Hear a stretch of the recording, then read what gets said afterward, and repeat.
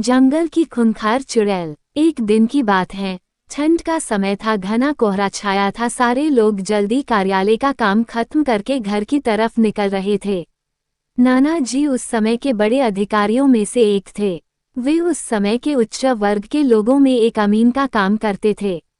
रोज की तरह ही उस दिन काम खत्म होने के बाद घर के लिए अपनी गाड़ी से रवाना होने लगे। रास्ते में उन्हें हाथ से कुछ सामान भी लेना था तो वे और साथियों से अलग हो गए। उन्होंने घर की कुछ जरूरत के सामान लिए और गाड़ी आगे बढ़ा दी। आगे जाने पर उन्हें कुछ मछली बाजार दिखा और वे मछली खरीदने के लिए रुक गए। ताज़ी मछलियां लेने और देखने में टाइम ज्यादा ही गुजर गया।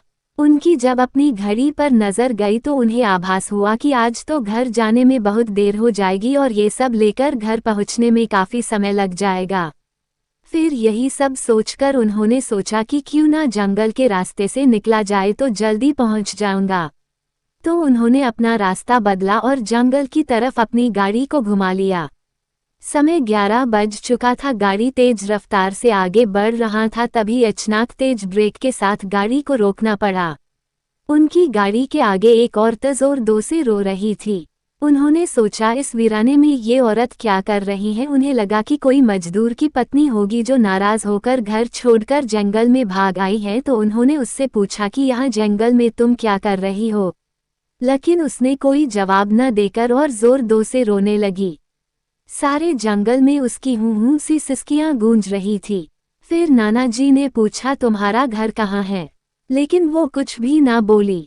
तब नाना जी ने कहा कि आज चलो मेरे घर में रहना, सुबह अपने घर चली जाना, ये जंगल बहुत सारे जंगली जानवर से भरा है, रात भर यहाँ मत रुको, चलो आज मेरे घर में सबके लिए खाना बना देना और कल सुबह अपने घर चली जाना। उसने ये सुना तो झट से तैयार हो गई और गाड़ी में पीछे की सीट पर बैठ गई। सिर में बड़ा सा घूंघट डालने की वजह से उसका चेहरा छिपा हुआ था। कुछ ही देर में गाड़ी घर के दरवाजे पे थी।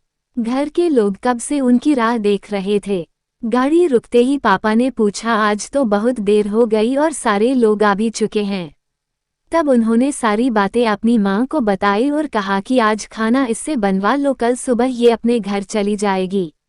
इतनी रात को बेचारी जंगल में कहाँ भटकती, इसलिए मैं ले आया। पर पापा को कुछ संदेह हो रहा था कि कहीं चोर तो नहीं है, रात को सोने के बाद या खाना बनाते समय कहीं घर के सामान ही चुरा कर ना ले जाए। पर बेटे की बात को कैसे माना करती। उन्होंने उस औरत को कहा, देखो आज तो मैं रख ले रही हूँ, लेकिन कल सुबह होते ही यहाँ से चली जाना और जाओ रसोई में ये सामान उठा कर ले जाओ और खाना बना दो। उसने फिर से जवाब नहीं दिया, बस हूँ की आवाज बाहर आई और वो सारा सामान लेकर माँ के पीछे बहुत दूर चल दी। रसोई में सारा सामान रखवाकर माताजी ने उसे खाना जल्दी बनाने की सख्त हिदायत दी और वहां से चली गई। लेकिन उनका मन कुछ परेशान सा था। फिर 10 मिनट में रसोड़े में उसे देखने चली गई कि वो क्या कर रही है और उसका चेहरा भी देखना चाहती थी। लेकिन वहां पहुंची तो देखा कि वो मछलियों का थैला निकल रही थी। उन्होंने बहुत जोर से गुस्से में कहा, यहाँ सब खाने का इंतजार कर रहे हैं और तुम अभी तक मछलियां ही निकल रही हो, कल सुबह तक बनाओगी क्या। उसके सिर पर घूंघट अभी भी था तो चेहरा देखना मुश्किल ही नहीं नामुमकिन था। उन्होंने उससे कहा, तुम जल्दी से खाने की तैयारी करो, मैं आग सुलगा देती हूँ, काम जल्दी हो जाएगा। और वे जल्दी से चूल्हा जलाने की तैयारियां करने लगी। लेकिन साथ ही वो उसका चेहरा देखने की भी कोशिश कर रही थी। लेकिन वो जितना देखने की कोशिश करती वो और पल्लू खींच लेती। अंत में हारकर वे बोली, देखो मैंने आग सुलगा दी है, अब आगे सारा काम कर लो, कुछ जरूरत हो तो बुला लेना। लेकिन वो फिर कुछ नहीं बोली। अब उन्हें लगा कि यहाँ से जाने में ही ठीक है, वरना मेरा भी समय खराब होगा और हो सकता है अनजान लोगों से डर रही हो।